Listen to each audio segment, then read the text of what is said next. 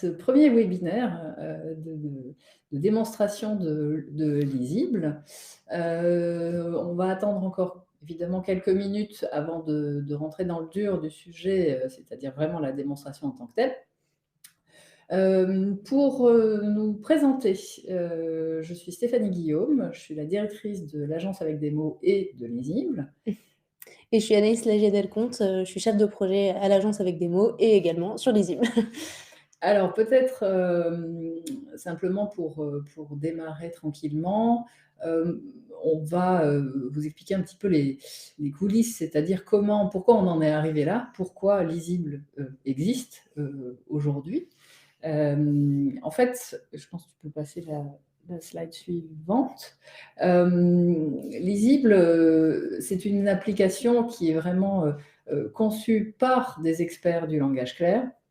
Et en fait, nous, donc on a dit au démarrage qu'on a donné 2 noms. On a donné le nom de Avec des mots et le nom de Lisible.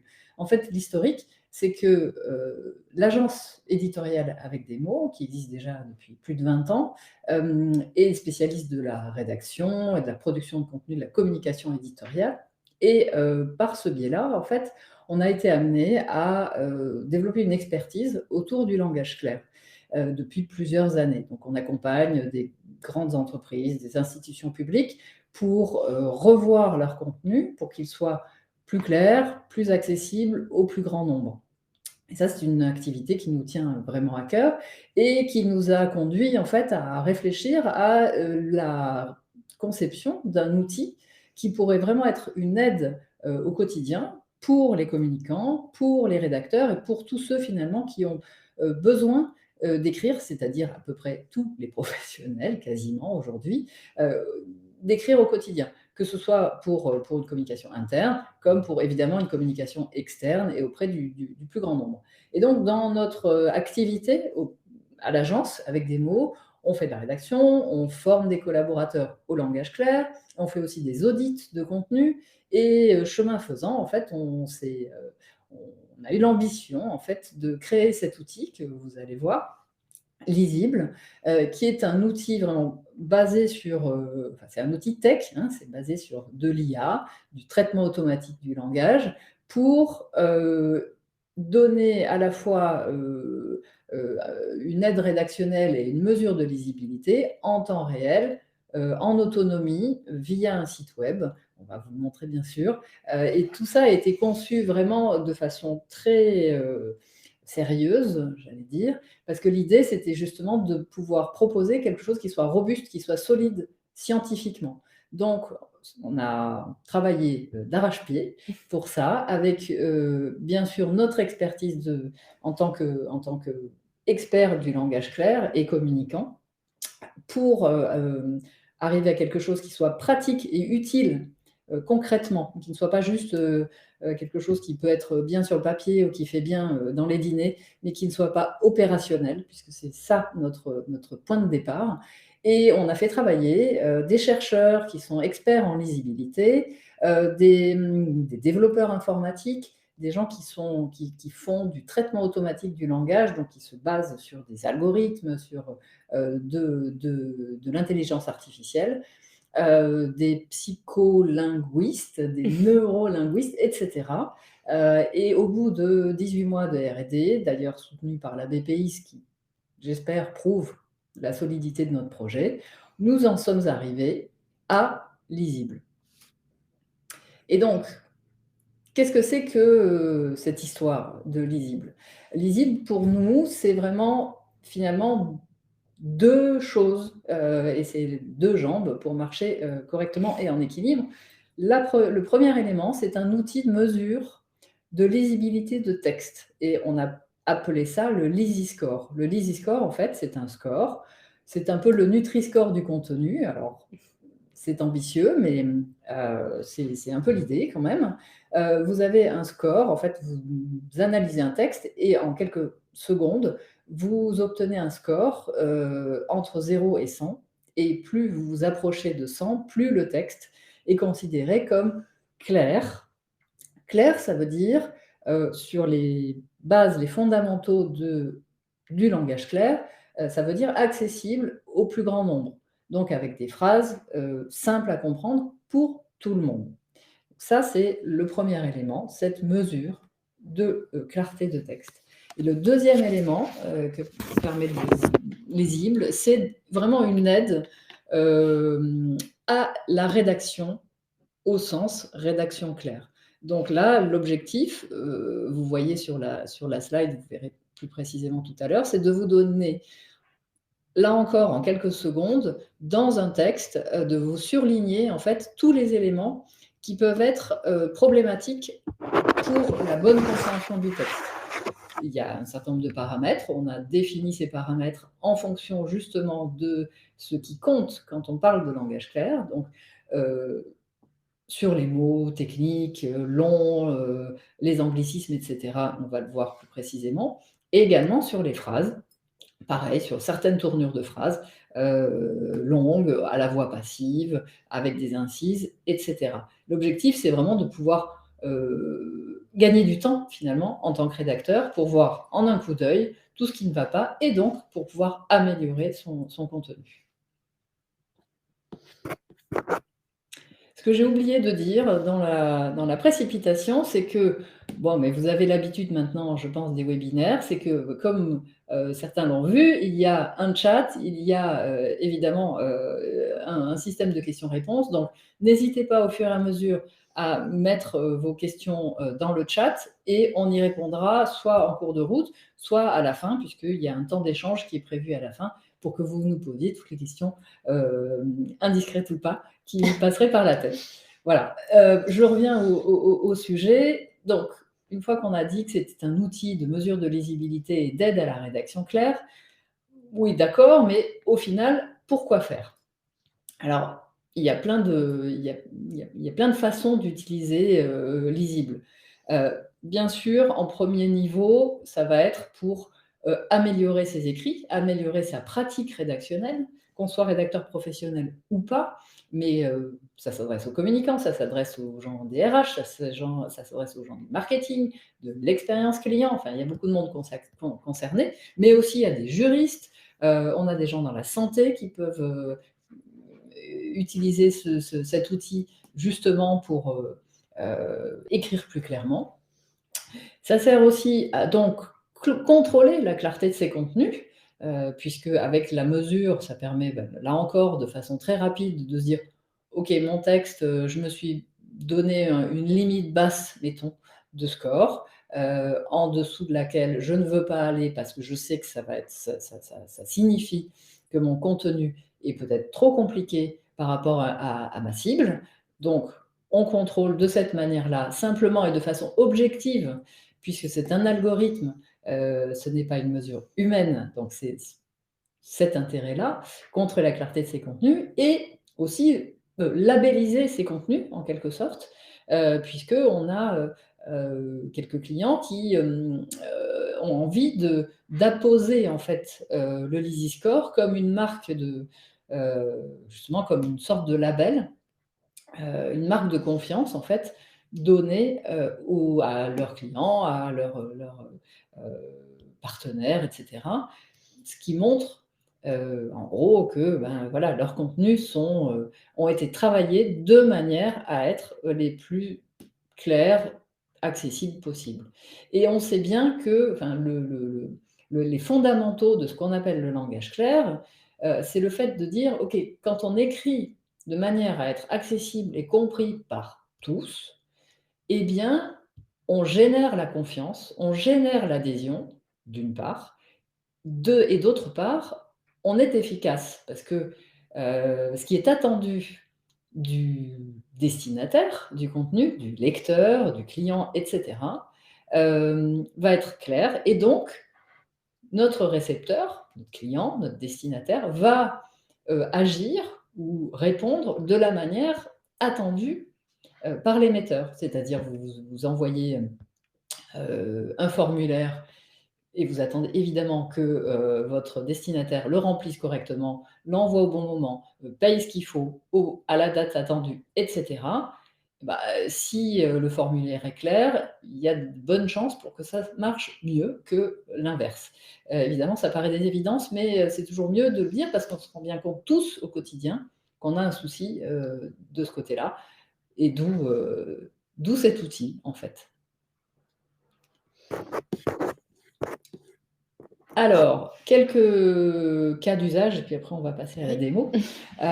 Donc je parlais d'une utilisation en tant que rédacteur, mais on peut aussi avoir, du côté des services, des directions de communication, une envie, et je parle de cas d'usage qui sont, des cas d'usage, réels, et actuels, hein, qu'on a déjà mis en place avec Lisible. C'est le fait d'auditer tout ou partie de ces contenus, de façon, enfin, par échantillonnage, ça peut bien marcher aussi, pour donc se faire une idée de là où on en est, caler, comme je l'ai expliqué, une sorte de seuil de lisibilité en deçà duquel telle entreprise ne souhaite pas aller. Donc c'est une façon, là aussi, de réviser, de revoir ces contenus de cette manière-là.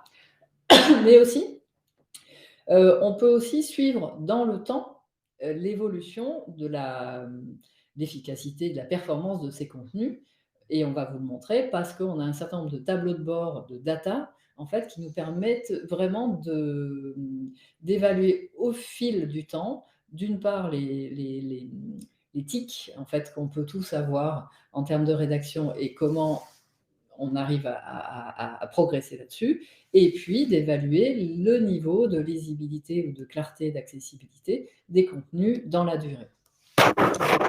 Alors, je vais vous montrer à quoi ressemble l'éditeur de Lisible. Je change juste d'écran. Hop. Partager.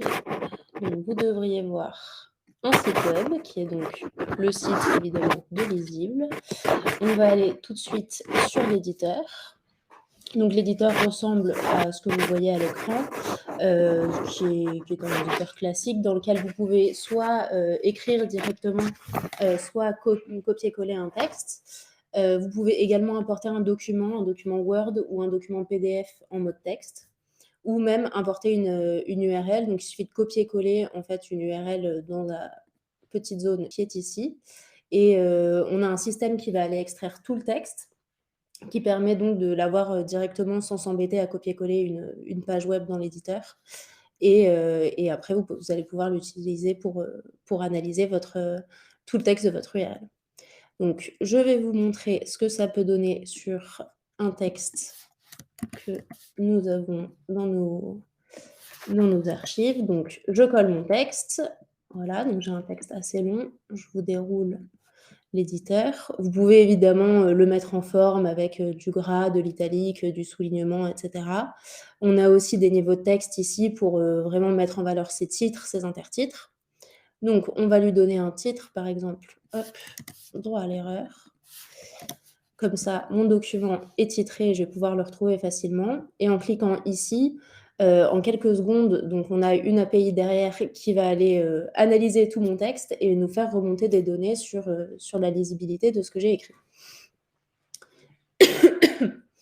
Donc, il faut juste attendre un petit peu. Voilà. Donc, ici, on a le Lisi Score dont parlait Stéphanie tout à l'heure. Donc, ce texte-là, il a un score de 50 sur 100, ce qui n'est pas au plus optimal, disons. Donc, qui est largement améliorable. Et donc, on va pouvoir regarder un petit peu quels sont les critères qui pourraient être modifiés pour que mon texte soit plus accessible et plus clair. Donc, par exemple, si je veux voir quels sont les mots qui sont trop longs et qui donc vont gêner la lecture, je clique sur la catégorie mots longs et tous les mots qui appartiennent à cette catégorie sont surlignés. Même chose si je veux aller regarder les mots qui appartiennent à mon jargon et qui peuvent poser des problèmes de lecture à nos lecteurs. Donc après, on a toute une panoplie de catégories qui ont été choisies vis-à-vis des connaissances scientifiques sur la lisibilité, la psycholinguistique, comme disait Stéphanie un petit peu plus tôt. Donc après, on a ici le nombre de suggestions par catégorie. Par exemple, là, ça veut dire que je vais avoir 10 mots qui sont longs et qui sont différents au sein de mon texte. Donc, si j'ai un mot comme anticonstitutionnellement, qui est évidemment un mot long, plusieurs fois dans mon texte, il sera compté une seule fois dans les suggestions, mais évidemment, l'idée, c'est de traiter tous les mots qui vont être détectés par l'ISIL. Donc, vous pouvez sélectionner, par exemple, dans ce texte-là, ça va être les nominalisations qui sont les plus présentes. Donc, ça va être tous les mots qui sont dérivés d'un verbe ou d'un adjectif et qui peuvent poser problème parce qu'ils rendent le texte plus abstrait. Donc, par exemple, ça va être déclaration, qui vient du verbe déclarer, et qui rend votre texte plus abstrait que si vous aviez utilisé le verbe déclarer directement. Ce texte-là, il en contient énormément, donc c'est peut-être la première chose sur laquelle il faut s'attarder. Après, pour d'autres textes, en fonction de vos habitudes de rédaction ou des habitudes même de votre entreprise, vous allez peut-être avoir beaucoup d'abréviations, beaucoup d'anglicismes, beaucoup de termes techniques. Ici, on en a 6. C'est pas si élevé que ça par rapport à beaucoup de textes qu'on va pouvoir analyser pour certains de nos clients. Et donc, vous pouvez choisir en fonction du nombre de suggestions ce à quoi vous devez vous attaquer en priorité. Alors, on a une question qui est quid des acronymes? Alors, les acronymes, ils sont traités dans les abréviations. C'est ça. Alors là, on n'en a pas de chance, on n'en a pas. Mais effectivement, pour nous, c'est certain que ça fait partie des éléments au moins à contrôler. Après, on n'est pas obligé de tout réviser, c'est pas le sujet, hein, mais ça permet néanmoins de se dire, de se demander, en tout cas, de se poser la question, qu'est-ce qui peut être amélioré dans le texte? Sur quels paramètres je veux bien intervenir, moi en tant que rédacteur, qui me paraît avoir du sens. Voilà, donc les abréviations égales en partie et les acronymes. On a un système similaire sur les phrases. Donc, par exemple, moi, je sais que j'ai tendance personnellement à faire des phrases longues et que c'est souvent de ce côté-là que j'ai beaucoup de choses à retoucher. Donc, c'est une catégorie que j'utilise en premier. C'est une catégorie qui est très souvent mobilisée par les textes qu'on va analyser parce qu'on a tous tendance à écrire des phrases un petit peu trop longues. Donc, ça surligne de la même manière toutes les phrases qui sont touchées par un problème de lisibilité. Ici, les phrases longues, mais on a aussi les phrases qui contiennent trop de subordonnées. Ce texte-là, il en a un certain nombre. Mais aussi les phrases impersonnelles, les doubles négations. On en a une, ce qui est assez rare et qu'il vaut mieux éviter, évidemment. Et donc, de la même manière que pour les mots, on va essayer d'aller réécrire les phrases qui vont poser problème dans la mesure du possible. Évidemment, c'est pas forcément toujours possible de tout réécrire pour qu'on arrive à 0 suggestion. Je pense même que c'est impossible. Mais en tout cas, l'objectif, c'est d'utiliser ce que l'outil nous remonte pour pouvoir faire des modifications qui sont pertinentes vis-à-vis de ce qu'on veut dire. On va pas être pertinent si on s'amuse à remplacer tous les mots longs par des mots beaucoup plus courts qui seraient synonymes, mais un petit peu à l'aveugle. L'idée, c'est de faire, en tant qu'humain, le choix que la machine ne peut pas faire et donc de choisir ce qui nous paraît le plus pertinent. Alors, il y a des questions. Qu'appelez-vous phrase longue? Alors pour nous, une phrase longue, parce qu'on est évidemment obligé de mettre un seuil pour nos catégories, c'est une phrase qui fait plus de 25 mots. Alors on peut se dire: «Oui, mais 24, c'est déjà long». C'est vrai, mais on a essayé d'être raisonnable aussi parce qu'on ne peut pas véritablement conseiller en langue française des phrases qui font moins de 10 mots, sinon elles seraient presque toutes longues. Et 25, c'est quand même une sorte de borne à partir de laquelle les phrases deviennent vraiment trop longues, ce qui est prouvé aussi évidemment par la recherche et qui est praticable sans se forcer à découper, surdécouper, saucissonner, si j'ose dire, son contenu. Alors, les non-verbales. Alors effectivement, les phrases non verbales, ce sont les phrases sans verbe conjugué. Si on a, par exemple, régularisé sa situation, ça, ce serait considéré comme une phrase, non verbale, parce que régulariser est à l'infinitif. C'est la définition assez canonique des phrases non verbales ou des phrases nominales, comme on les appelle aussi, qui posent problème parce que, elles sont moins directes vis-à-vis de notre cible qui est moins, moins prise en compte dans la manière de parler. Donc par exemple, on aurait pu mettre, comment pouvez-vous régulariser votre situation? Voilà, en fait, dans les paramètres du langage clair, il y a un certain nombre de choses, mais effectivement, typiquement, les non-verbales, là, c'est vraiment en fonction aussi du format du contenu, de la structure du contenu. Il peut y avoir des non-verbales et ce n'est pas grave, mais selon, effectivement, il y a dans, en tout cas, les fondamentaux du langage clair, il y a vraiment ce côté, comment s'adresser directement au lecteur. Donc, s'adresser directement, ça veut dire lui poser des questions en utilisant le vous, par exemple, ou le tu, enfin peu importe, mais en tout cas, voilà, c'est essayer de ne pas être dans quelque chose qui est dépersonnifié, et donc typiquement régulariser sa situation pour revenir à cet exemple-là. D'autres, on a mis, enfin dans les paramètres, vous voyez par exemple les incises, c'est pareil, c'est les incises, donc c'est le fait de mettre un bout de phrase dans une autre phrase, enfin voilà, et donc de multiplier les messages au sein d'une même phrase. Et donc ça, typiquement, d'une part, bah, généralement, c'est souvent la même, enfin, ça rejoint souvent les phrases qui sont trop longues, parce que de fait, bah, voilà, ça veut dire qu'on a trop de messages dans la même phrase, et euh, c'est une difficulté de lecture, puisque le cerveau doit emmagasiner plusieurs informations qui ne sont pas forcément rangées dans un ordre logique de compréhension. Je te laisse continuer. Alors, peut-on modifier le texte directement dans l'outil et est-ce que les datas sont mises à jour en réel? Oui, vous pouvez modifier votre texte directement dans l'outil. Bah, par exemple, si on voulait modifier ici, on pourrait mettre comment régulariser, comment puis-je régulariser ma situation? Hop. Et donc, j'ai effectivement modifié mon texte. En revanche, non, quand on modifie son texte, on n'a plus de données pour la simple et bonne raison que derrière l'API, il faut lui demander d'analyser le texte. Elle ne le fait pas toute seule. Sinon, ça lancerait des analyses en permanence. Et donc, ce qui veut dire aussi que là, je ne peux plus cliquer sur phrase et mots parce qu'on aurait des informations erronées puisque j'ai modifié mon texte ici. Par contre, si je le réanalyse, hop, on attend de nouveau quelques secondes. En le réanalysant, je vais avoir de nouveau des informations sur mon texte. Donc là, a priori, j'aurai sur cet intertitre-là, je n'aurai plus le problème d'une phrase non verbale.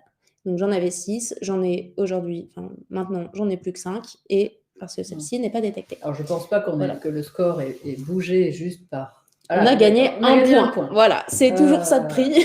Voilà, en tout cas, bah, ça vous montre bien voilà, qu'il y a une évolution quand on modifie des éléments dans le contenu, mais c'est vraiment le principe, c'est-à-dire vous mettez votre texte, si vous souhaitez le modifier, vous le modifiez au sein de l'éditeur et vous réanalysez, et au fur et à mesure, vous voyez justement si ça évolue dans le bon sens en termes de score, en effet. Ensuite, les suggestions sont-elles compatibles avec la recherche de référencement avec le SEO? Alors, la lisibilité, c'est un critère qui est pris en compte beaucoup par Google, pour la simple et bonne raison qu'effectivement, c'est meilleur pour l'utilisateur. Donc, Google a tendance à faire remonter les textes qui ont une bonne lisibilité. Et de plus en plus, en fait. C'est un facteur qui est de plus en plus pris en compte par le SEO. Donc, c'est plutôt une bonne nouvelle. Effectivement, ça fait partie des éléments où, de toute façon, ça rejoint un certain nombre de pratiques SEO, en effet. Pourriez-vous, s'il vous plaît, montrer les suggestions? Alors tout ce que nous, on a appelé suggestions, mais puisque la question se pose, on devrait peut-être, revoir un peu notre copie là-dessus. En fait, c'est vraiment le fait de surligner, les mots ou les phrases problématiques. On a une suggestion d'ordre général, pour rappeler, aux utilisateurs de Lisible, ce qu'il faut faire, parce que c'est bien beau de dire qu'une phrase est longue, mais comment justement ne pas se retrouver toujours avec des phrases longues et que faire avec un texte qui en contient. Donc on a toujours une petite explication disant voilà, si les phrases sont longues, ça veut dire que le sujet est plus complexe. Ça veut dire qu'il y a probablement trop d'informations dans ce que vous avez écrit. Essayez de le découper en plusieurs phrases plus courtes et d'être plus précis sur ce que vous voulez dire, en faisant évidemment des liens entre vos différentes nouvelles phrases. En revanche, on ne va pas avoir de suggestions, par exemple, de reformulation ou de réécriture de la phrase. On n'en est malheureusement pas encore là. Et en revanche, vous avez, au-delà de ce petit conseil très synthétique, vous avez des pages plus détaillées dans le site. Si tu remontes, Oui. voilà, en détail notamment, vous avez un certain nombre de choses qui vous sont expliquées sur justement pourquoi on analyse tout ce qu'on analyse et comment interpréter ces résultats-là.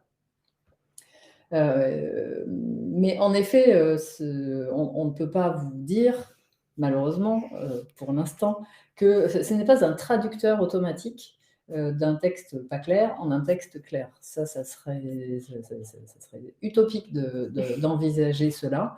Et on voit bien d'ailleurs que les quelques tentatives de propositions qui peuvent être faites par ailleurs pour proposer un remplacement, ne serait-ce que des synonymes, travailler sur des synonymes plus clairs d'un mot, vraiment dans cette logique de clarté, d'accessibilité, c'est très compliqué parce qu'il faut tenir compte du contexte. Et la langue étant ce qu'elle est, ça devient très très compliqué. On y arrivera, je pense, dans quelques années, mais pas tout de suite. Ensuite, comment vous placez-vous par rapport au FALC? Facile à lire et à comprendre, merci pour la traduction. Concurrent, complémentaire ou pas le même niveau? Alors, c'est effectivement pas le même niveau. Ça n'est pas évalué de la même manière. Le FALC, c'est quelque chose qui est vraiment encadré, qui est vraiment validé avec des groupes de travail. Le langage clair n'a pas encore ce type de structure. Il y a une norme ISO en préparation, mais qui n'est quand même pas du tout sur le même principe que le FALC, qui a vraiment des circuits de validation par et pour les personnes concernées. Le langage clair, il s'adresse vraiment à la population en général. Et c'est une manière d'écrire qui est accessible au plus grand nombre, mais qui ne va pas aussi loin que le FALC, qui est vraiment destiné à une catégorie assez restreinte de la population. Je ne sais pas si tu veux compléter. Oui, disons qu'effectivement, on est dans la même mouvance, on va dire, mais le FALC, c'est un niveau vraiment un cran, voire deux, au-delà, en termes de simplification. Et effectivement, ça s'adresse particulièrement aux personnes qui sont en situation de handicap, de certains handicaps, alors que le langage clair, c'est vraiment l'optique, c'est pas se dire on s'adresse à je ne sais pas, une seule partie de la population, aux gens qui sont, parce qu'on a souvent ce type d'objection aux gens qui ne sont pas diplômés, mettons, ou à des populations immigrées ou que sais-je. Non, l'objectif du langage clair, c'est vraiment de s'adresser clairement dans des écrits à caractère non littéraire au plus grand nombre. Et on a une sorte de curseur qui permet de se dire, quel que soit son background, son profil, ses diplômes, etc., personne n'a envie de perdre du temps à comprendre un formulaire, pour revenir à l'exemple de tout à l'heure, ou à une notice de médicaments. Qu'on soit docteur en philosophie ou, j'en sais rien, moi, boulanger, peu importe, on est tous dans le même cas. On veut tous avoir une lecture efficace. Là encore, quand on ne parle pas d'écrits à caractère littéraire, où là, chacun fait ce qu'il veut et chacun prend le plaisir qu'il souhaite à lire des choses plus ou moins compréhensibles ou plus. Et donc voilà, donc c'est vraiment cette optique, s'adresser au plus grand nombre, tout en restant le plus fidèle, vraiment fidèle, au fond, c'est-à-dire à ce qu'on veut dire. Ce n'est pas une simplification du langage, c'est simplement rendre l'écrit compréhensible, plus compréhensible, en tout cas le plus compréhensible possible. Je te laisse continuer peut-être juste sur la démo et on continuera sur les questions plus générales Ça marche. Juste rapidement, oui, il y aura un enregistrement de, de la démonstration. Alors, donc, une autre fonctionnalité qui est intéressante à découvrir, c'est ce panneau qui s'appelle l'analyse statistique et qui vous présente les statistiques relatives au texte que vous venez d'analyser.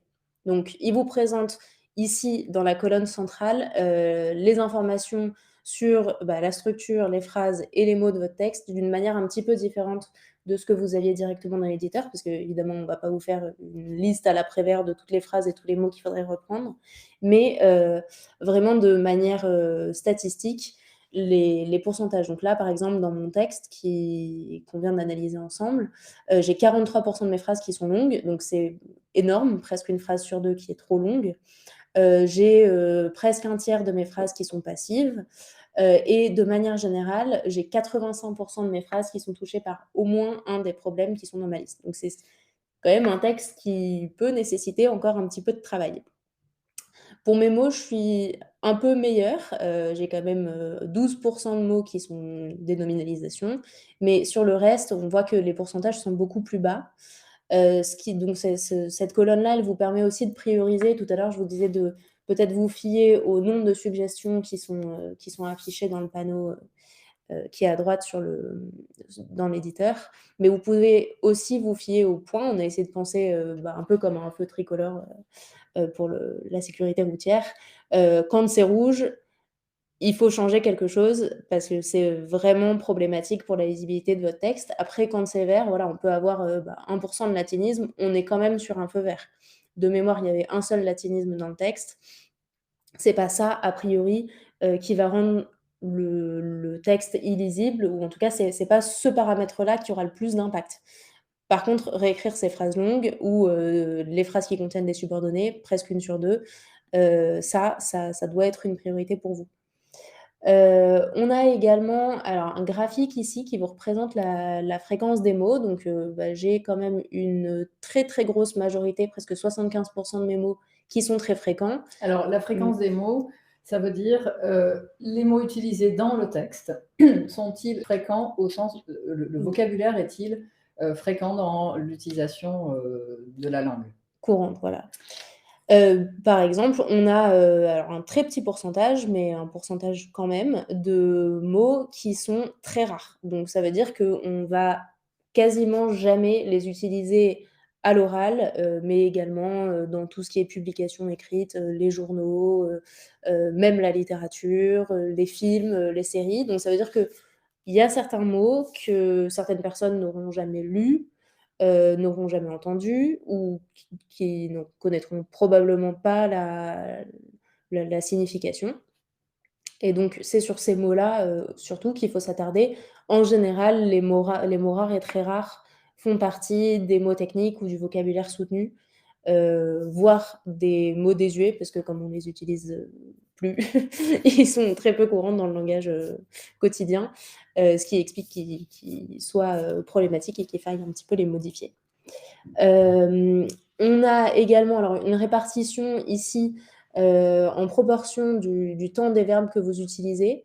Ça permet de vérifier la cohérence de son texte d'une partie à l'autre. Si j'ai toute une partie qui est au passé pour exprimer vraiment une action qui est dans le passé, ça va. Si par contre, je n'arrête pas d'alterner entre du passé et du présent, alors que ça n'a pas de valeur au niveau du sens et de la signification de mon message, ça vaut le coup d'y jeter un œil et d'harmoniser, de choisir par exemple le présent pour que tout mon texte soit logique. Ça arrive souvent, plus souvent qu'on ne le croit, notamment quand on écrit à plusieurs, 4 mains, 6 mains ou bien plus, en fonction de la taille de l'équipe.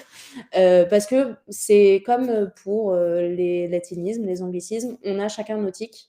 Il y a des personnes qui écrivent facilement au futur parce que ça leur vient comme ça, d'autres qui vont avoir tendance à écrire au présent. Et au final, ça peut donner des textes qui ne sont pas forcément tout à fait harmonieux au niveau de l'utilisation des temps des verbes.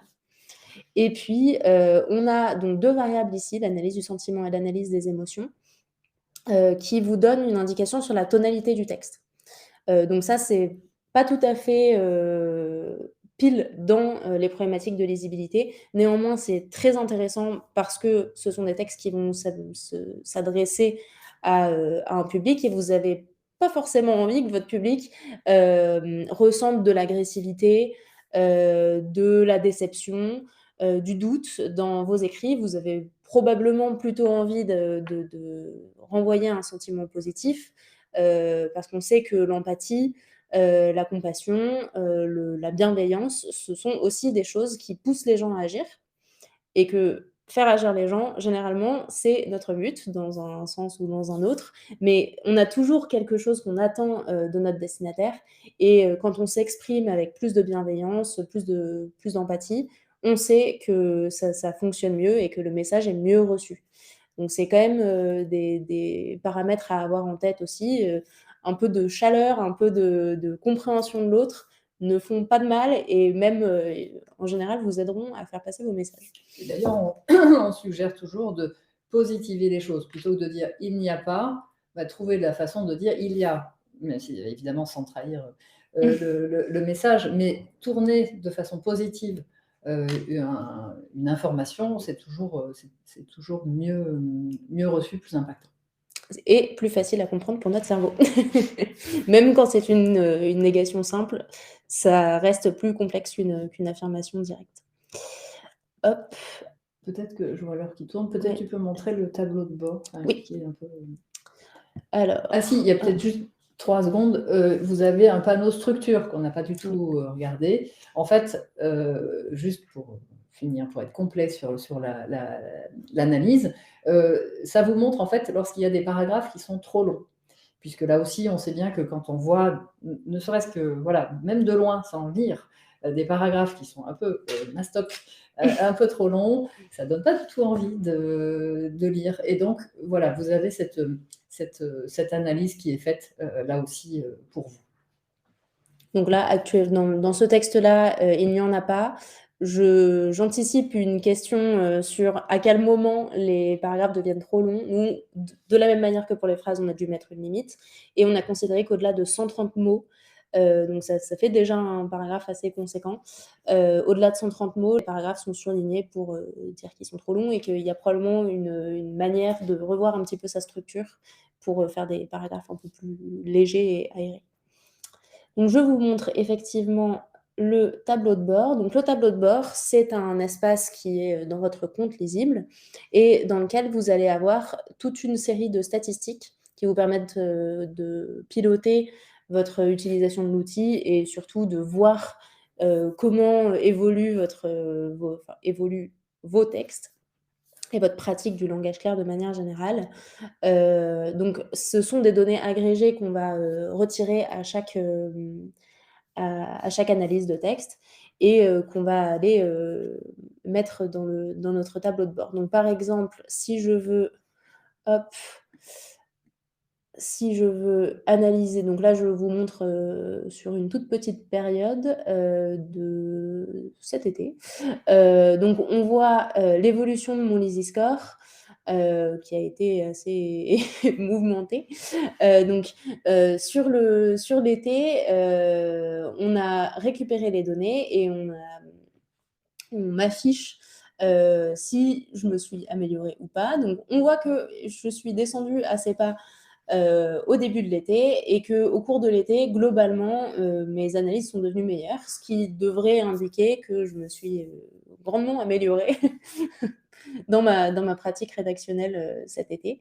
Et donc ça, c'est évidemment pour vous permettre de voir si je commence de très bas et qu'au bout de 6 mois, je vois que mes notes, elles commencent à arriver progressivement, plus ou moins toutes aux alentours de 60, 70 ou la limite qui vous intéresse et que vous avez fixée en fonction de vos textes et de votre métier.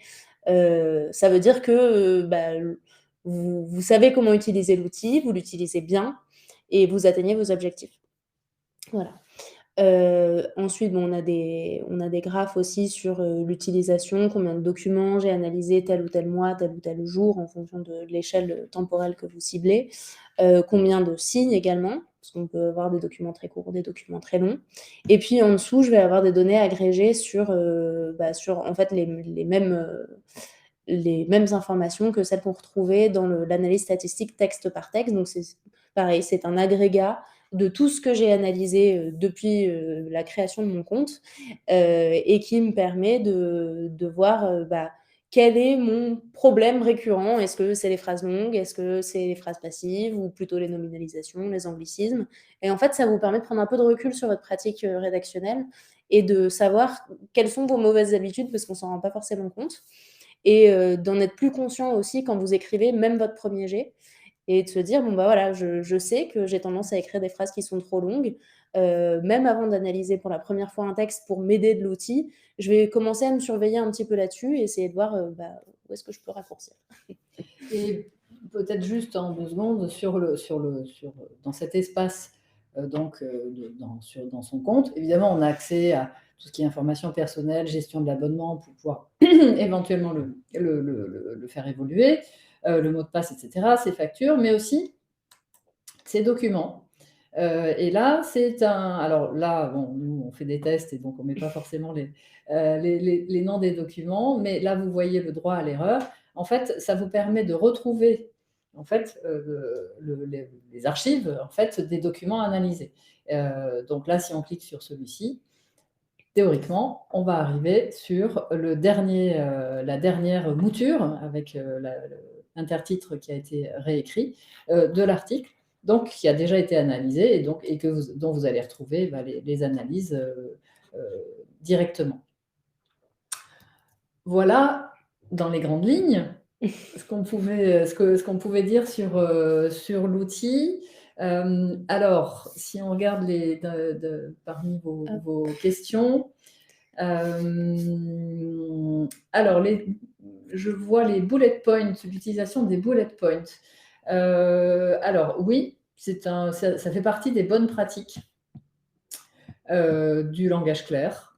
Donc oui, c'est une bonne pratique qui permet justement de raccourcir aussi les phrases de fait, puisqu'on a un principe avec un principe de liste qui généralement est une bonne façon de remplacer une phrase longue. Alors, quelle est la typologie de vos clients déjà utilisateurs de Lisible? Alors, on a à la fois des rédacteurs professionnels, mais aussi et surtout, pour l'instant, des clients entreprises, enfin des grandes entreprises. Et ça correspond un peu à ce que j'expliquais tout à l'heure sur les usages tant côté service client que, allez, on est tout flou. On est très flou, oui. On bouge trop. Que des services de direction de communication. Les secteurs qui sont particulièrement intéressés par le sujet, pourtant là on ne bouge plus, hein, mais nous sommes flous, c'est pas très lisible tout ça, mais voilà. Les secteurs donc particulièrement intéressés par ces sujets-là, en fait par les sujets du langage clair, c'est la banque, l'assurance, le secteur public, la santé, mais aussi en fait des secteurs qui peuvent qui ont en fait en client comment dire, un public large. Ça peut être alors ce n'est pas notre client aujourd'hui, mais ça peut être typiquement un opérateur comme EDF ou des opérateurs télécoms, ce genre de secteur d'activité qui est plus particulièrement intéressé par ce genre d'outils. Qu'est-ce que je vois d'autre? Quid de l'écriture inclusive? Alors, on va pas en faire un roman ici parce que sinon ça risquerait de durer un peu. Alors, premièrement, dans Lisible, l'utilisation du point médian est possible, c'est-à-dire que c'est pris ça ne casse pas toute l'analyse. Et deuxièmement, en effet, nous, on n'est pas pro-écriture inclusive au sens, je précise bien, au sens point médian, qui, pour nous, va à l'encontre justement de ce souhait de rendre accessible le contenu au plus grand nombre, puisque cela génère une difficulté de lecture pour une bonne partie de la population qui déjà a du mal avec la langue française de base. Donc, rajouter cet usage nouveau, évidemment, ça complexifie la chose. Alors, peut-on filtrer par client ou version du même document dans le tableau de bord ou à un autre endroit, histoire de pouvoir suivre l'évolution d'un document ou texte? À date, on ne peut pas, effectivement. On peut retrouver les versions du texte dans les archives, comme on vous l'a montré tout à l'heure, mais on ne peut pas filtrer des choses directement dans le tableau de bord. Par contre, ce qu'on peut faire, c'est à chaque fois qu'on analyse un texte, on peut, ça on n'a pas eu le temps de trop vous le montrer, mais on peut télécharger un document PDF en fait, qui va reprendre le texte, donc tout ce qui a été analysé et toutes les données statistiques relatives à ce texte-là. Donc ça veut dire le Lizzy Score, mais aussi les pourcentages de phrases trop longues, etc., qui permet quand même de se référer en se disant, bah voilà, tel jour, j'ai analysé mon texte, il avait 51, il avait tel et tel problème, je l'ai réécrit, 3 jours après, je l'ai réanalysé, on était passé à 68. Il avait tel et tel problème qui subsistait, je l'ai réécrit une autre fois, on est arrivé à 75. Je suis très contente de ce que j'ai fait, je m'arrête là. Et donc, j'ai une archive quand même texte par texte avec les versions pour pouvoir me repérer. Mais effectivement, c'est une bonne suggestion, je trouve. Alors, il y a encore plein de choses à faire. On précise que l'outil Lisible est en ligne depuis 1 mois et demi. Donc, évidemment, il va évoluer avec le temps, comme tout outil de ce type. Mais il y a déjà beaucoup de fonctionnalités quand même qui sont présentes et qui permettent, par exemple, pour revenir sur une fonctionnalité toute bête, mais voir en un coup d'œil tous les mots de jargon dans son texte, dans un certain secteur, que je n'ai pas nommé tout à l'heure. Par exemple, on a vu des articles récemment sur l'utilisation du jargon et des anglicismes, surtout dans les cabinets de conseil, par exemple, qui a fait grand bruit. Bon, ben voilà, là, en 3 secondes, vous avez en un coup, enfin, vous avez sous vos yeux tous les mots qui, peut-être, mériteraient d'être revus. Ne serait-ce que ça, c'est vraiment, ça facilite la vie, en fait. On arrive un peu au bout de notre session. Donc, on est à votre disposition, bien sûr, pour répondre à toutes vos autres questions. Vous avez sous vos yeux nos contacts. De toute façon, vous retrouverez un certain nombre d'éléments, pas mal d'informations sur le site Lisible. Et surtout, si vous ne l'avez pas encore fait, vous pouvez tester gratuitement, sans mettre de carte bancaire. Vraiment, c'est simple. Pendant 7 jours, toutes les fonctionnalités. En suivant, en fait, vous allez dans l'éditeur, vous commencez à tester des textes et ça va vous emmener très simplement au bout de... Vous avez trois possibilités de tests, vraiment sans même créer de compte. Et ensuite, vous allez pouvoir créer un compte, donc vraiment très facilement, pour tester toutes les fonctionnalités pendant 7 jours, ce qui vous permettra de vous faire votre propre idée. Mais surtout, n'hésitez pas à nous contacter si vous avez d'autres questions. On est à votre disposition et évidemment, on est très preneuse de tous vos retours puisque voilà, c'est un outil qui est encore tout neuf et où on est tout à fait à l'écoute de vos objections, de vos remarques critiques, constructives, toujours dans l'esprit positif. Voilà. Oui, 7 jours à partir de la première connexion, en effet. Cyril. Merci à vous et à bientôt. Merci beaucoup.